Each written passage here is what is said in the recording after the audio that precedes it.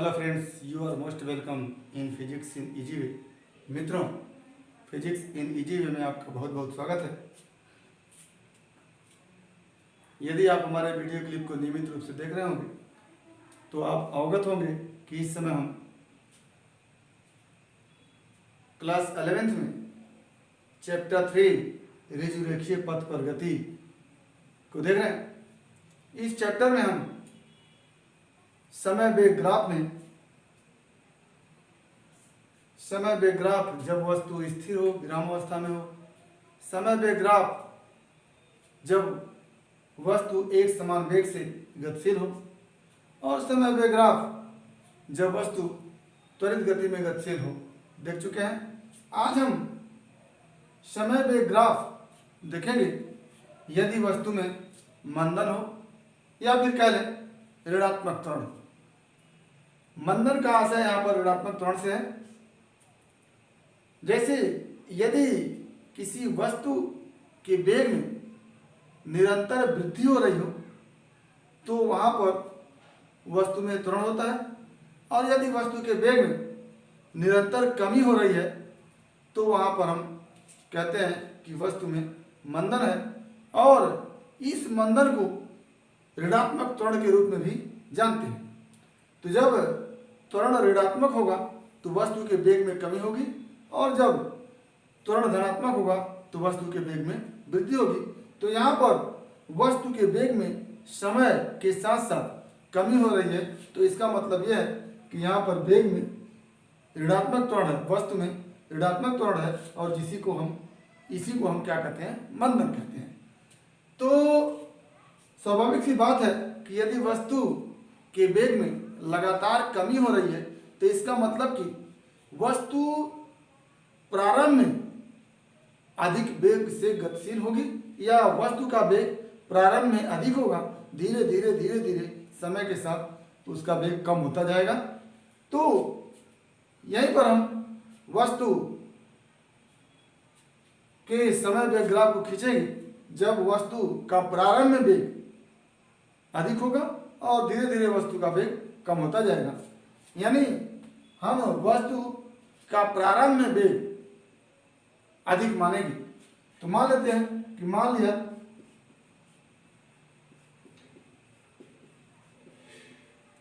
वस्तु का प्रारंभिक वेग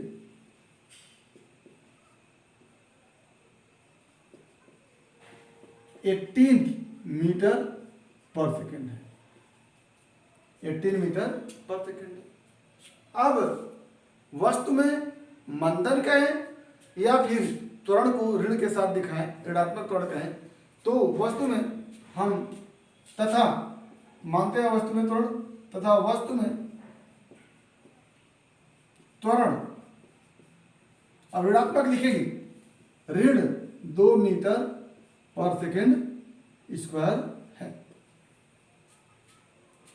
अब ऐसी स्थिति में हमको समय के साथ वस्तु के वेग की गणना करनी है। तभी हम समय और वेग में एक सारणी बनाएंगे। इस सारणी का सहयोग लेकर के हम वस्तु का समय वेग ग्राफ खींचेंगे। तो समय के साथ वस्तु के वेग की गणना के लिए हम गति का प्रथम समीकरण लगाएंगे, जिसको हम लिखते हैं v बराबर u प्लस at। ये हमारा गति का प्रथम समीकरण है। इस समीकरण में u बराबर हम जानते हैं प्रारंभिक वेग लिखा होता है। u बराबर प्रारंभिक वेग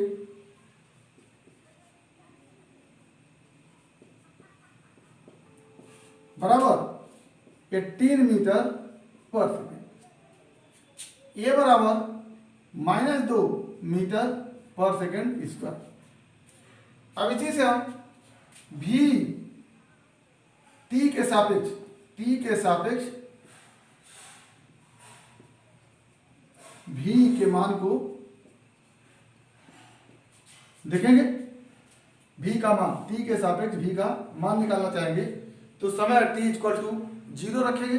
प्रारंभ में वेग कितना है, t इक्वल टू 1 रखेंगे। 1 सेकेंड बाद वेग कितना हो गया, t से इक्वल टू 2 रखेंगे। 2 सेकेंड बाद वेग कितना हो गया, t इक्वल टू 3 रखेंगे। 3 सेकेंड बाद वेग कितना हो गया। तो इस तरह से हम t का मान अलग अलग रख के उन समय अंतराल के बाद वेग कितना हो जाता है हम निकालेंगे। तो लिखेंगे प्रारंभ में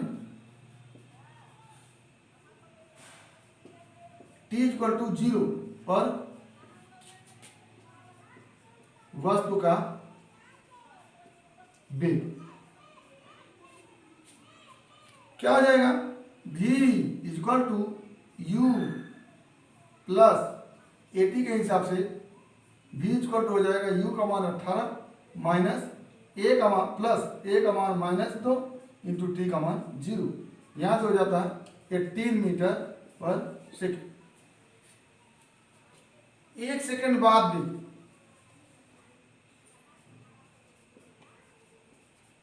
वेग v इक्वल टू u 18 रहेगा प्लस -2 इंटू 1 t की जगह ये हो जाएगा 16 मीटर पर सेकेंड।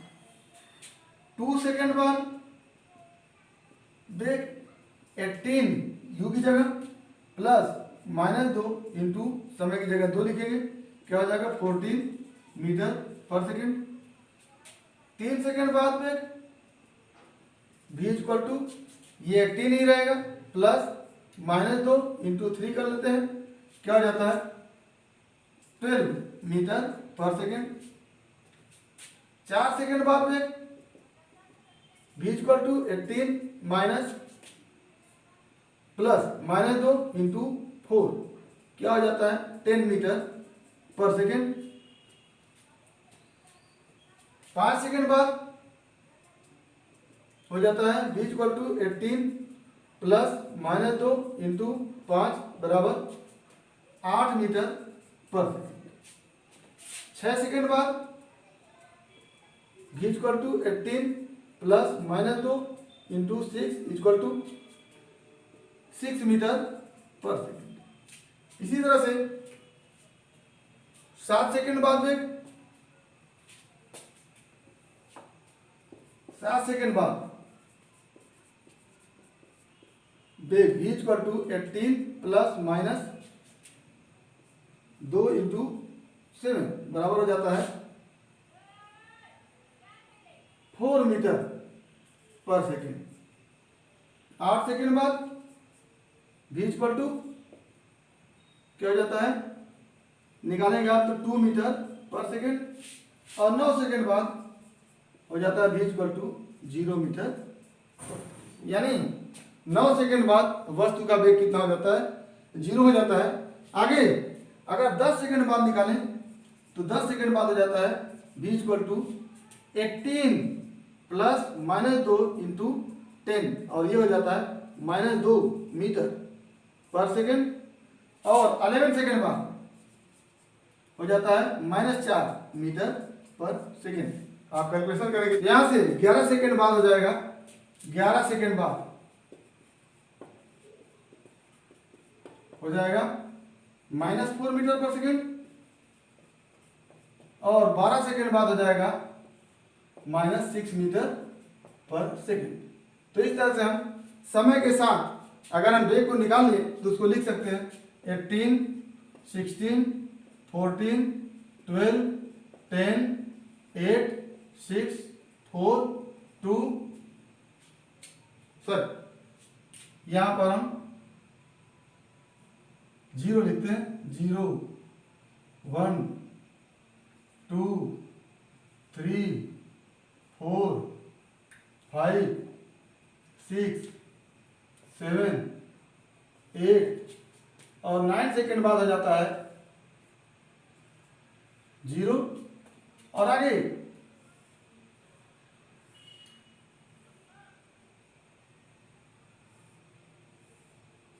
10 सेकेंड बाद -2, 11 सेकेंड बाद -4 और 12 सेकेंड बाद -6।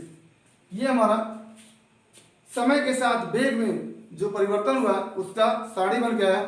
प्रारंभ में वेग 18 मीटर पर सेकेंड, 1 सेकेंड बाद 16 मीटर पर सेकेंड, 2 सेकेंड बाद 14 मीटर पर सेकेंड, 3 सेकेंड बाद 12 मीटर पर सेकेंड। इस तरह से आप सारणी बना करके ले आते हैं।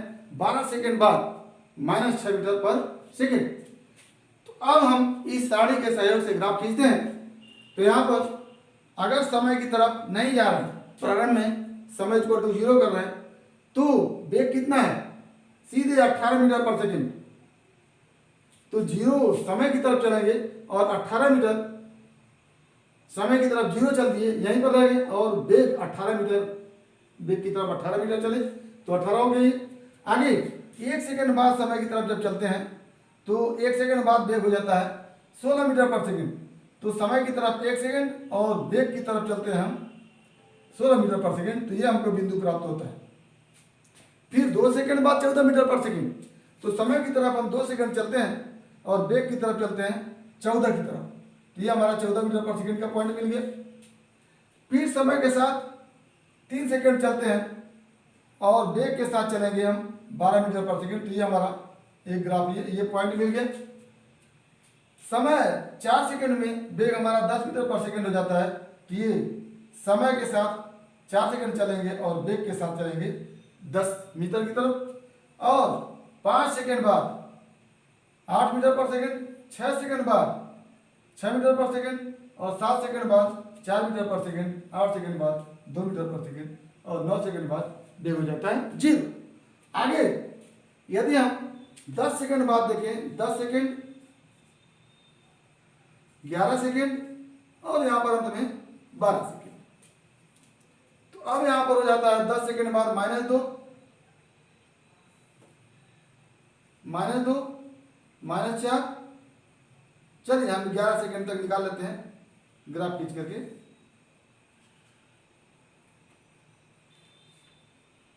ग्यारह सेकंड तक हम वस्तु के वेग को निकाल लेते हैं। ये 10 सेकंड में निगेटिव, 10 सेकंड बाद वेग हो जाता है नेगेटिव -2 और 11 सेकंड में -4। ये हमारा इधर अगर हम चले तो -2 ये हो जाता है और -4 यहाँ हो जाता है।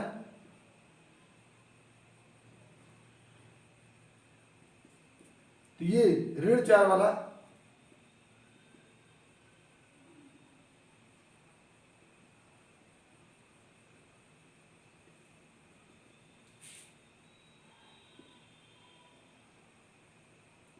-2 और -4।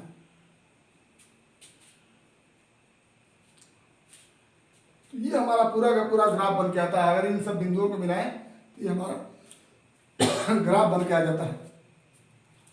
अब इस ग्राफ के हिसाब से हम देखते हैं कि ये ग्राफ सीधी लाइन प्राप्त होती है और इसकी प्रवणता को हम निकालेंगे।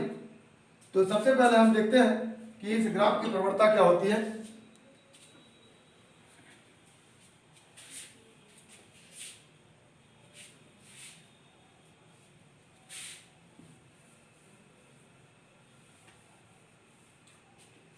तो यहां से अगर हम ग्राफ खींचे हैं तो इस ग्राफ के विषय में लिख सकते हैं कि यदि वस्तु में ऋणात्मक त्वरण है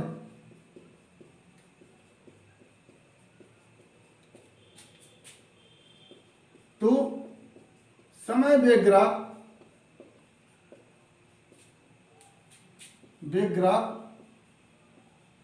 एक सरल रेखा प्राप्त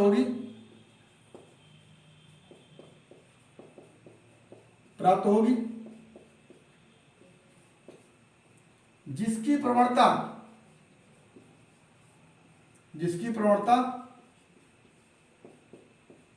यम बराबर tan थीटा बराबर y2 ये v2 minus v1 by t2 minus t1 ऋणात्मक होगी। इसको हम अभी देखते हैं, ऋणात्मक होगी। अब प्रवणता देखते हैं कैसे ऋणात्मक होती है। किन्हीं दो बिंदुओं के बीच, ये स्ट्रेट लाइन है तो कोई भी दो बिंदु लेंगे, उन दो बिंदुओं के बीच जो ग्राफ की प्रवणता होगी वही पूरे ग्राफ की प्रवणता होगी। तो हम दो बिंदु को लेते हैं, एक बिंदु ये A है और दूसरा बिंदु ये B है।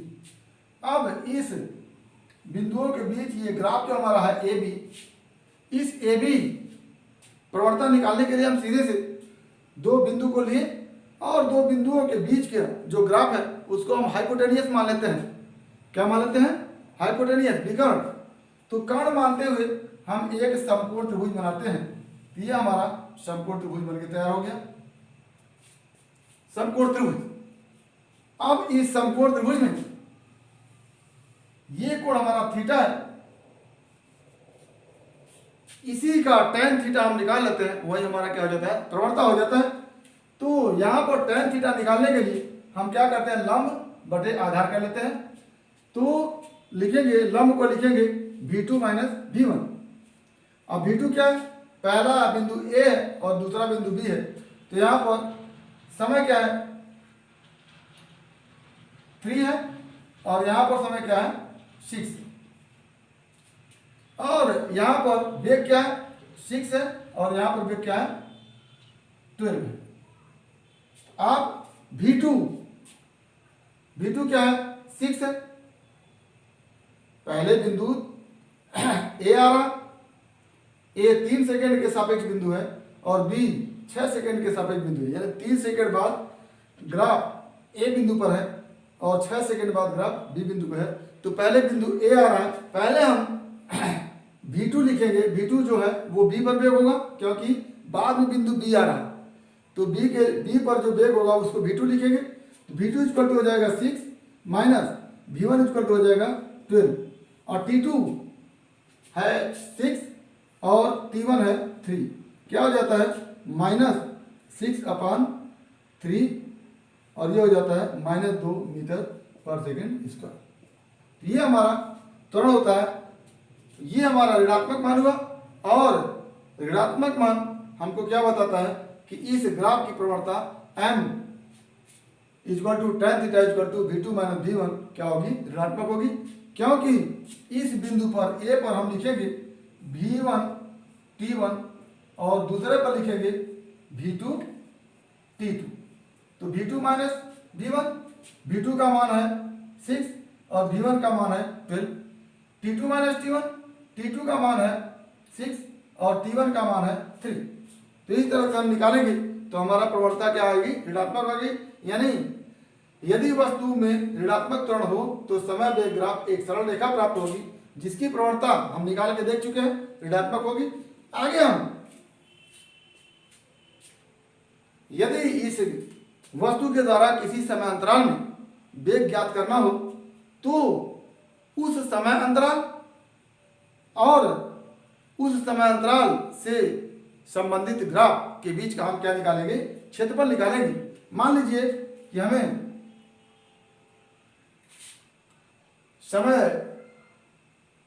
समय अंतराल 8 से 10 सेकेंड के बीच विस्थापन निकालना हो तो हम कैसे निकालेंगे, 8 से 10, ये हमारा समय 8 है, तो 8 सेकेंड के सापेक्ष ये बिंदु लेंगे और 10 सेकेंड के सापेक्ष ग्राफ पर ये बिंदु लेंगे। इन दोनों बिंदुओं को मिलाएंगे तो ये हमारा ग्राफ प्राप्त होगा। और इस ग्राफ तथा यक्ष अक्ष, ये यक्ष अक्ष है या समय अक्ष है, इस ग्राफ और यक्ष अक्ष के बीच जो गिरा हुआ क्षेत्रफल होगा 8 से 9 तक का क्षेत्रफल ये होगा, 8 से 9 तक का समय ये है और ग्राफ ये है, तो ये क्षेत्रफल होगा। और 9 से 10 तक का क्षेत्रफल ये हो। इसी क्षेत्रफल को हम निकाल करके विस्थापन निकाल सकते हैं। तो हम जब समय वेग ग्राफ बता रहे थे तो उसी समय बता रहे थे कि यदि क्षेत्रफल समय अक्ष के नीचे है तो उसको ऋणात्मक लिखेंगे और क्षेत्रफल समय अक्ष के ऊपर है तो उसको क्या लिखेंगे, धनात्मक लिखेंगे। तो विस्थापन निकालने के लिए लिखेंगे, अगर हम इस बिंदु को C माने, इसको D माने, इसको M माने, इसको N माने, तो लिखेंगे त्रिभुज CMP का क्षेत्रफल प्लस त्रिभुज NPD का क्षेत्रफल क्या हो जाएगा, हो जाएगा 1/2। ये समकोण त्रिभुज है तो इसका क्षेत्रफल निकालेंगे, क्या करेंगे, 1/2 गुणे आधार, आधार का मान 8 से 9, एक गुणे ऊंचाई ये ऊंचाई और इस ऊंचाई को आप देखेंगे तो हो जाता है 0 से 2 2 प्लस प्लस क्या लिखेंगे 1/2 गुणे फिर ये आधार 9 से 10 1 गुणे ऊंचाई। अब ऊंचाई नीचे आ रही है, क्या लिखेंगे ये भी 1 है, ये 2 0 से 2 तक क्या हो गया 0 से 2 तक। अब ये अगर समय अक्ष के नीचे क्षेत्रफल है तो इसको हम लिख देते हैं माइनस। ये हो जाता है 1/2, ये 2 से कट गया 1 बचा, प्लस ये भी 2 से कट गया ये भी 1 बचा लेकिन माइनस के साथ। ये हो जाएगा 1 - 1 इक्वल टू हो गया 0। तो समय 8 से 10 के बीच में वस्तु द्वारा तय किया गया विस्थापन 0 होगा, क्योंकि आधा पार्ट इसका समय अक्ष के ऊपर है और आधा पार्ट समय अक्ष के नीचे। तो विस्थापन क्या होगा 0 हो गया। लेकिन हमने कहा था कि दूरी के लिए सारे क्षेत्रफल को धनात्मक लेते हैं, तो ये हमारा 1 भी धनात्मक होगा, ये भी धनात्मक होगा, क्या हो जाएगा 2 हो जाएगा। यानी दूरी बराबर ये पार्ट 1 और ये जो ऋणात्मक है उसको भी 1 लिखेंगे, क्या हो जाएगा 2 मीटर। तो दूरी हमारी 2 मीटर हो गई। तो इस तरह से हम समय वेग ग्राफ जब वस्तु में मंदन है उसको दिखाए और उस ग्राफ के सहारे हम वस्तु में त्वरण दिखाए। ये जो हम प्रवणता निकालते हैं वही प्रवणता क्या है त्वरण है। तो ये एक तरह से त्वरण हो गया। तो वस्तु का समय वेग ग्राफ खींच करके हम उसके प्रवणता के सहारे उसका क्या निकाल लिए त्वरण निकाल लिए। त्वरण जो कि ऋणात्मक है ये दर्शाता है कि वस्तु में मंदन है। और आगे किसी समय अंतराल में हम वस्तु में विस्थापन कैसे निकालते हैं, दूरी कैसे निकालते हैं उसको हमने देखा। तो विस्थापन निकालने के लिए हम समय अक्ष और ग्राफ के बीच का जो क्षेत्रफल है उसको निकालते हैं। और वो क्षेत्रफल 2 पार्ट में बटा हुआ है, एक समय अक्ष के ऊपर है दूसरा समय अक्ष के नीचे है। इत्तेफाक से दोनों ही क्षेत्रफल बराबर है, तो समय अक्ष के नीचे का क्षेत्रफल माइनस लेते हैं, समय अक्ष के ऊपर का क्षेत्रफल प्लस लेते हैं और दोनों को हम ऐड करके 0 कर लेते हैं। और आगे दूरी निकालने के लिए दोनों ही क्षेत्रफल क्या लेते हैं धनात्मक लेते हैं और दोनों को ऐड करके हम दूरी निकाल लेते हैं। तो इस तरह से हमारा समय वेग ग्राफ हुआ जब वस्तु में मंदन था या वस्तु में ऋणात्मक त्वरण था। तो उम्मीद करते हैं कि आपको ये टॉपिक समझ में आया होगा। अगर किसी प्रकार की कोई परेशानी है तो आप बताए गए माध्यम के हिसाब से अपनी समस्या का समाधान करेंगे। और साथ ही अगर वीडियो क्लिप आपको पसंद आया तो प्लीज़ लाइक करिएगा, शेयर करिएगा और साथ ही हमारे YouTube चैनल को सब्सक्राइब करिएगा ताकि आप तक हमारा हर वीडियो क्लिप बिना किसी रिकॉर्ड के पहुंच सके और आपका फिजिक्स में हम तन्मयता के साथ सहयोग कर सकें। आगे आपके भविष्य के लिए बेस्ट ऑफ लक। आज बस इतना ही, अगला टॉपिक अगले वीडियो क्लिप में। तो धन्यवाद।